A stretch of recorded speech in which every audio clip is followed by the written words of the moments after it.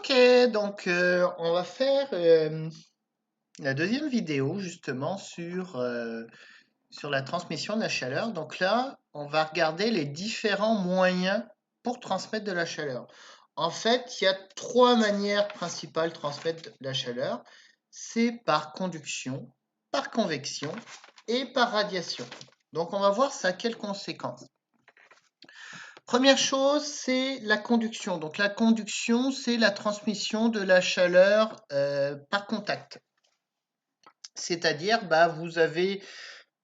vous pouvez imaginer des balles qui se rentrent dedans l'une après l'autre, tout simplement. Donc ça se fait très très bien. Et en fait, la conduction, on va surtout le retrouver avec l'isolation des surfaces. Donc quand vous avez un mur et vous voulez regarder, est-ce que ce mur s'est isolé, la transmission de la chaleur se fait par conduction. Donc voilà. Donc comment on va pouvoir aller calculer l'isolation thermique d'un mur? Regardez bien. La puissance thermique qui va être transmise à travers ce mur, la voici. Donc, elle est marquée ici. La puissance qu'on transmet, donc je vous rappelle, la puissance c'est l'énergie divisée par le temps. Donc il suffit après de multiplier par le temps pour avoir l'énergie qui aura été perdue en isolation. Donc la puissance est égale à K, une constante de conductivité thermique, A, la section de contact, D, la différence de température entre l'intérieur et l'extérieur, si vous avez un mur, et L, c'est l'épaisseur de votre mur. Donc c'est un résultat qui est quand même assez intéressant. Et en fait, qu'est-ce qu'on voit? C'est qu'on peut définir la notion de résistance thermique. Et oui, la résistance thermique, c'est comme la résistance électrique. C'est vraiment la même chose. Puis il y a même les notions de résistance équivalente avec des résistances en série, des résistances en parallèle. Vous mettez un mur en série, vous mettez un mur en parallèle, vous pouvez faire des calculs de résistance thermique. On ne va pas aller jusque-là, mais quand on parle de résistance thermique, c'est équivalent à la résistance électrique. Donc, la résistance thermique d'un mur, ça va être égal à quoi? Ça va être égal à l'épaisseur de votre mur. Donc, l'épaisseur de votre matériau divisé par sa constante de conductivité. Donc, ça, c'est finalement assez simple. Alors, on se retrouve avec une valeur de résistance que on va aller définir suivant des normes. Ce qu'on appelle le R20. Qu'est-ce que ça veut dire? Ça veut dire qu'on utilise à ce moment-là les unités impériales. Donc on parle d'une surface de 1 pied carré, 1 par 20e BTU, etc. pour une température de 1 degré Fahrenheit. Donc la résistance R20, c'est ce qui est utilisé au Canada. C'est un petit peu embêtant parce que c'est les unités impériales, donc pour les calculs, on ne va pas trop s'intéresser à la résistance R20, même si c'est la norme, parce qu'en fait, on va parler de résistance SI pour le système international, ce qu'on appelle le RSI. Donc le RSI va être égal à quoi? En fait, ce que vous allez pouvoir retenir, c'est que le R20 va être égal au RSI de 3,5. Donc finalement, la norme qu'on va prendre, ça va être la norme RSI de 3,5 et on va dire que ça va être égal à L divisé par K en unité SI. Donc ça va être beaucoup plus facile à aller calculer. C'est la norme qu'il faut que vous reteniez. Vous aurez toujours un calcul à faire avec une RSI de 3,5. Donc voilà. Donc ça, c'est quelque chose qui est très important. Exercice relié là-dessus. Qu'est-ce que vous allez avoir? Prenons une chaudière. Donc, on va faire un petit dessin d'une chaudière. C'est un cylindre, comme ceci. Notre chaudière, là, ici, on l'a fait, elle va être recouverte d'une gaine en laine de verre. Donc, autour de notre chaudière, ici, on met de la laine de verre. Ça, c'est pour aller l'isoler. Et avec ce que vous avez appris, maintenant, vous pouvez quand même faire des calculs assez intéressants. Première question. On nous donne le diamètre de la chaudière, on nous donne la hauteur de la chaudière, on nous donne sur quoi elle est branchée, du 240 volts, 18 ampères, donc tout à fait logique dans une maison, et on nous dit qu'elle est recouverte d'une gaine en laine de verre. Parfait. Et ce que l'on sait, c'est que la température de l'eau à l'intérieur de la chaudière et de l'air, la différence de température va être de 5 degrés. Donc on devrait avoir une eau qui est plus chaude de 5 degrés Celsius par rapport à l'air qu'on a. Première question, calculer la masse d'eau contenue dans la chaudière. Alors comment on fait ça? On va trouver le volume de la chaudière et connaissant le volume, on va multiplier par la masse volumique de l'eau pour aller trouver la masse d'eau. Donc, premier calcul. Numéro 1. Le diamètre de la chaudière, c'est 1 pied. Sa hauteur, c'est 3,5 pieds.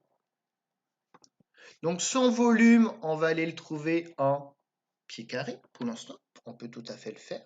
Donc le volume d'un cylindre, c'est quoi? C'est l'aire de sa section. Donc pi r carré multiplié par la hauteur. C'est-à-dire pi fois 0,5 au carré. Un rayon de 0,5 pieds multiplié par la hauteur de 3,5.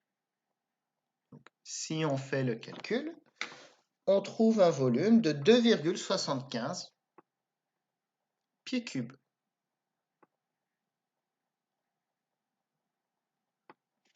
Voilà.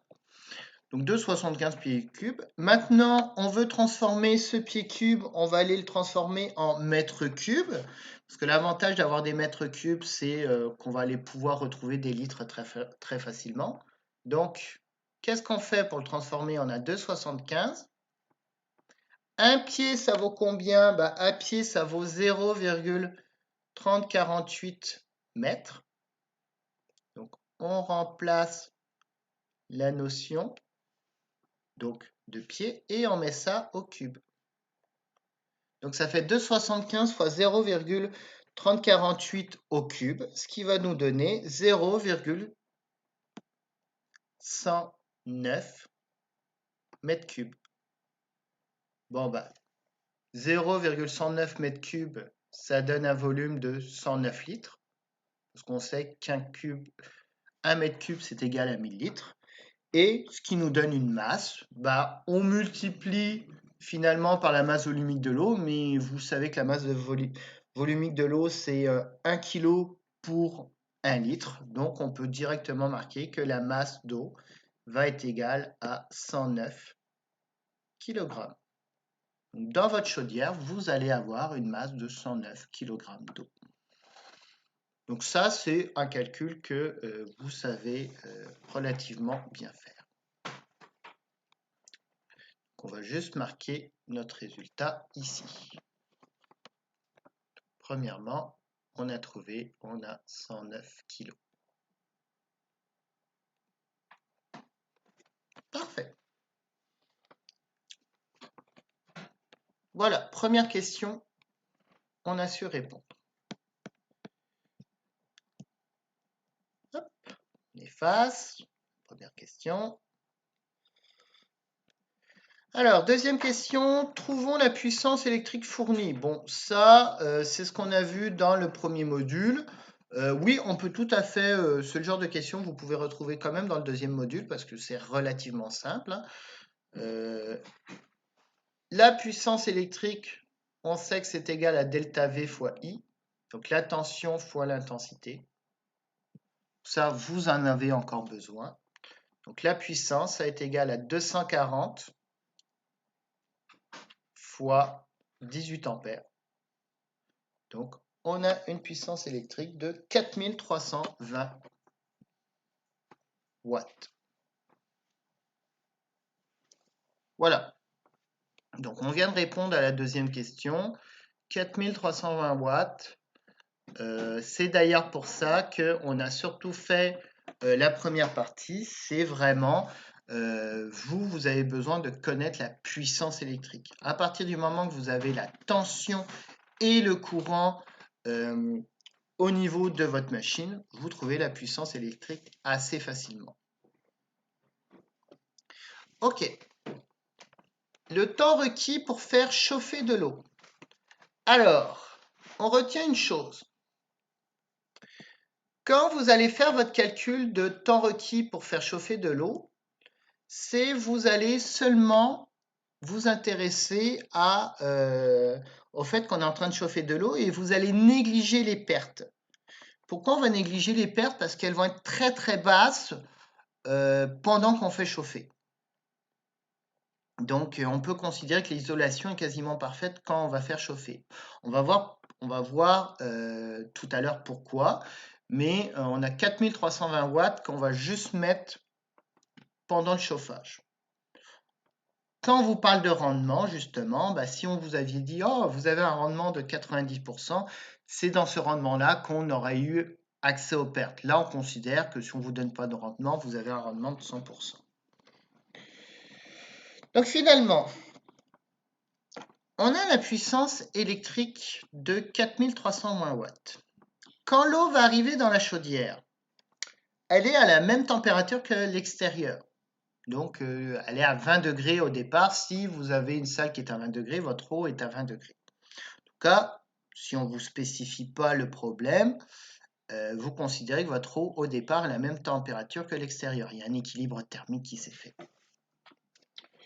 Donc là, ce que vous voulez finalement, c'est d'avoir une augmentation de 5 degrés.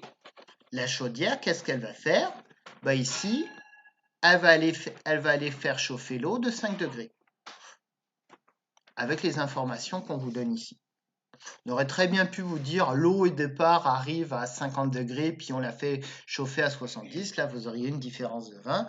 Mais là, avec les infos qu'on vous donne, on vous dit juste que la différence entre l'extérieur et l'intérieur doit être de 5 degrés.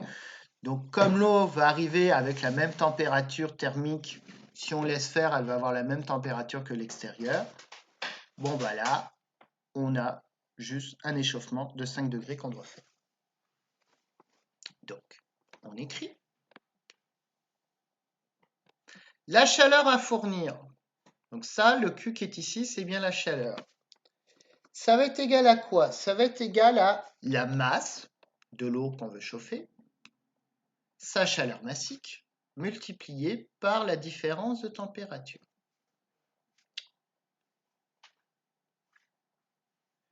La masse de l'eau, c'est 109 kg. La chaleur massique de l'eau, c'est 4180. Donc ça prend 4180 joules pour faire chauffer 1 kg d'eau. Vous retrouvez tout ça dans les annexes 1 et annexe 2. Et la différence de température, donc là, on veut chauffer l'eau de 5 degrés. Donc, on doit les fournir une chaleur. On trouve une chaleur de 2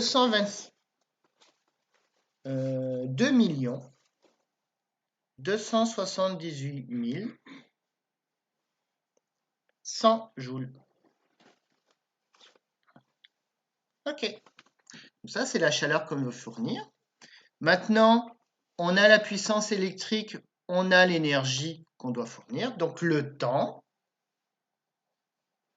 Le temps, ça va être votre chaleur divisé par votre puissance. Donc, 2 278 100 joules divisé par 4320 watts, ça va vous donner 527 secondes. C'est-à-dire 8 minutes et 47 secondes. Donc, ça va prendre 8 minutes 47 secondes pour réchauffer 109 kg d'eau de 5 degrés avec cette puissance électrique. Donc voilà, donc là, on a trouvé notre temps de 527 secondes. Bon. Dernière question. L'épaisseur de laine requise pour l'isolation. Alors,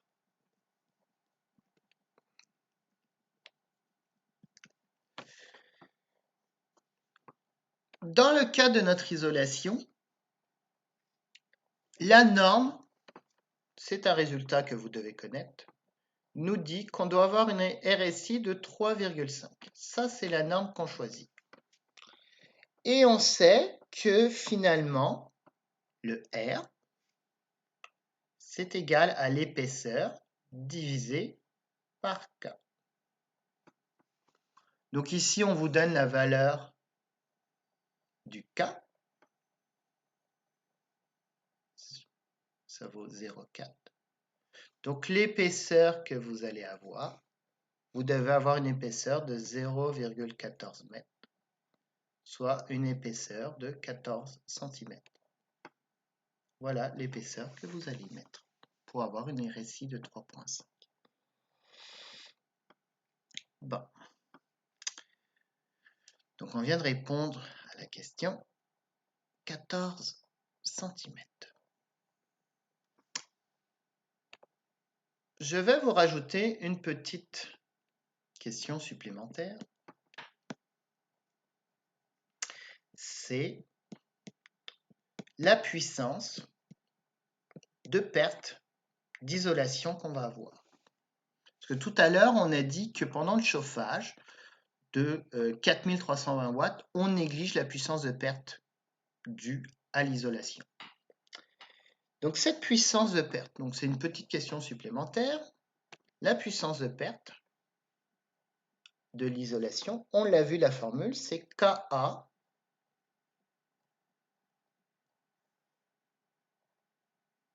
delta T sur L. Et qu'est-ce qu'on s'aperçoit? K sur L, c'est quoi? C'est le R. Donc finalement, on va avoir A, la différence de température divisée par le RSI. Voilà. Ça, c'est la puissance de perte d'isolation. Ce qu'il nous faut trouver le A. Le A, c'est la section, finalement, c'est la section qu'aura notre chaudière. La section de contact entre l'air et l'eau. Donc, si on refait un petit dessin, on l'avait fait tout à l'heure, on regarde notre chaudière. Notre section de contact, elle va être ici. Voilà, ça c'est notre section de contact. Pour le coup, on néglige la petite section qu'on aurait en haut et en bas. C'est pas plus grave que ça là. On met notre laine autour là. On fait juste un calcul pour se donner une idée. Donc, ce qu'on doit aller trouver, notre section de contact, elle est ici. Bien sûr, on pourrait rajouter, si on voulait être plus précis, on pourrait aller rajouter le haut, mais c'est pas plus grave. La section de contact, ça va être quoi? Ça va être la section d'un rectangle. Vous prenez un cylindre, vous l'étalez, ça donne un rectangle. Donc ça va donner 2πr, la circonférence, fois la hauteur. Puis vous pourriez rajouter plus 2 fois, parce qu'il y a deux sections, πr². Vous pourriez rajouter aussi cette partie, la partie du haut, la partie du bas. Pour le coup, nous, on veut un peu l'oublier. C'est pas plus grave que ça. Donc si on fait notre calcul, alors je vous passe les détails, hein, je l'ai fait le calcul. Qu'est-ce que trouve? On fait 2π fois 0, 3048, divisé même par 2. Donc ça, c'est le rayon. Un pied divisé par 2, fois 3,5 fois 0, 3048.